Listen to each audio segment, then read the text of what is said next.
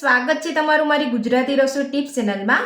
તો આજે આપણે બનાવીશું એક નવી રીતે બટાકાના ભજીયા। તો આ રીતે તમે ભજીયા ક્યારેય નહીં બનાવ્યા હોય તો મારી આ રીતે એકવાર ઘરે ભજીયા બનાવવાનું જરૂરથી ટ્રાય કરજો।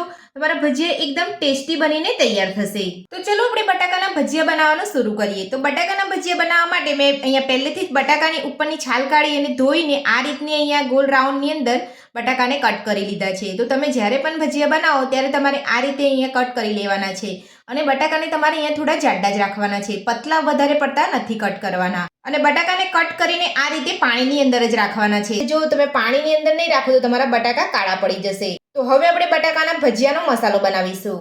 તો સૌથી પહેલા ભજીયાનો મસાલો બનાવવા માટે આપણે એક મીડિયમ સાઈઝની ડુંગળીને છીણી લઈશું। તો આ રીતની ઝીણી છીણીથી તમારે ડુંગળીને છીણવાની છે। તો એક મીડિયમ સાઈઝની ડુંગળીને આપણે અહીંયા એક મોટા વાસણની અંદર છીણી લીધી છે। તો હવે આપણે તેની અંદર બેસન ઉમેરીશું। તો મેં અહીંયા 250 ગ્રામ બટાકાની સામે અહીંયા 200 ગ્રામ જેટલું મેં અહીંયા બેસન લીધું છે। તો બેસન ઉમેર્યા પછી હવે આપણે તેની અંદર 2 ચમચી આપણે ચોખાનો લોટ ઉમેરીશું।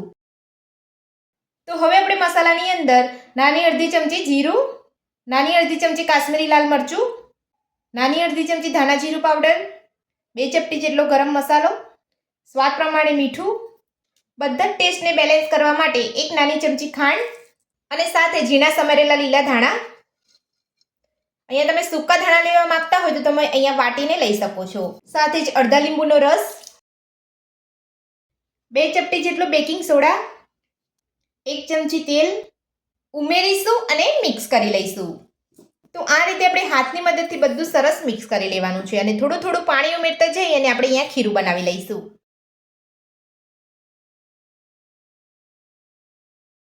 તો વધારે પડતું તમારે અહીંયા જાડું ખીરું નથી રાખવાનું, થોડું થોડું પાણી ઉમેરતા જઈ અને મીડિયમ પતલું ખીરું બનાવી લેવાનું છે।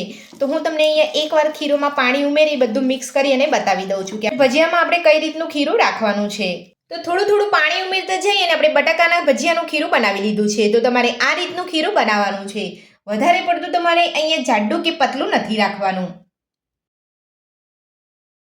તો હવે આપણે ભજીયા બનાવવા માટે ગેસ ઉપર તેલ ગરમ કરવા મૂકીશું। તો ભજીયા તળવા માટે આપણે અહીંયા ગેસ ઉપર તેલ ગરમ કરવા મૂકી દીધું છે અને આપણું તેલ પણ ગરમ થઈ ગયું છે। તો હવે આપણે તેલની અંદર ભજીયાને તળી લઈશું। તો હવે આપણે કટ કરેલા બટાકાને ખીરાની અંદર લઈ અને તળી લઈશું। તો આ રીતે ખીરાની અંદર તમારું ખીરું અહીંયા બટાકાની ઉપર કોટ થવું જોઈએ, એ રીતનું તમારે અહીંયા ખીરું બનાવવાનું છે।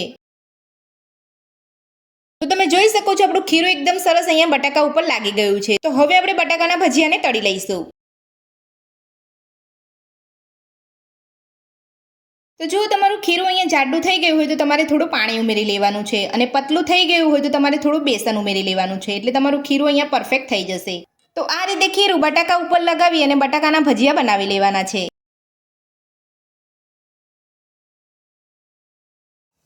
તો હવે આપણે ગેસની મીડિયમ ફ્લેમ પર બટાકાના ભજીયાને તળાવવા દઈશું। તો બધા જ બટાકાના ભજીયા અહીંયા તળાઈને ઉપર આવી ગયા છે। તો હવે આપણે હળવે હાથે પલટાવી લઈશું।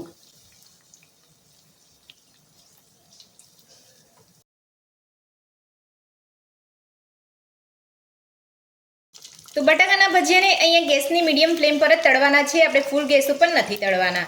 જો તમે અહીંયા ફૂલ ગેસ ઉપર બટાકાના ભજીયાને તળશો તો ઉપરથી તો તમારા ભજીયા તળાઈ જશે પણ અંદરથી બટાકા કાચા રહી જશે। તો હવે આપણે ભજીયાને તળાવવા દઈશું। તો બંને બાજુ ફેરવતા જઈએ અને આપણે ભજીયાને તળી લીધા છે અને તમે જોઈ શકો છો ભજીયાનો કલર પણ એકદમ સરસ આવ્યો છે અને ભજીયા આપણે અહીંયા પૂરી જેવા ફૂલીને તૈયાર થયા છે। તો આ જ રીતે બંને બાજુ પલટાવતા જઈએ અને ભજીયાને આપણે તળી લેવાના છે। તો આપણા ભજીયા અહીંયા તળાઈ ગયા છે। તો હવે આપણે ભજીયાને કાઢી લઈશું અને આ જ રીતે બીજા ભજીયા પણ બનાવી લઈશું। તો એક નવી રીત સાથે બટાકાના ભજીયા બનીને આપણા તૈયાર છે અને તમે જોઈ શકો છો આપણે પ્લેટની અંદર સર્વ કરી લીધા છે અને આપણા બટાકાના ભજીયા એકદમ સરસ બન્યા છે। તો આ બટાકાના ભજીયા બનાવવાની રીત તમને મારી કેવી લાગી મને કોમેન્ટ બોક્સમાં કોમેન્ટ કરીને જરૂરથી જણાવજો અને મારી આ રીતે ઘરે ભજીયા બનાવવાનું એકવાર જરૂરથી ટ્રાય કરજો। આજની રેસીપી પસંદ આવે તો વિડીયોને લાઇક કરજો, ચેનલને સબસ્ક્રાઇબ કરજો, તમારા મિત્રોને જરૂરથી શેર કરજો। Thank you.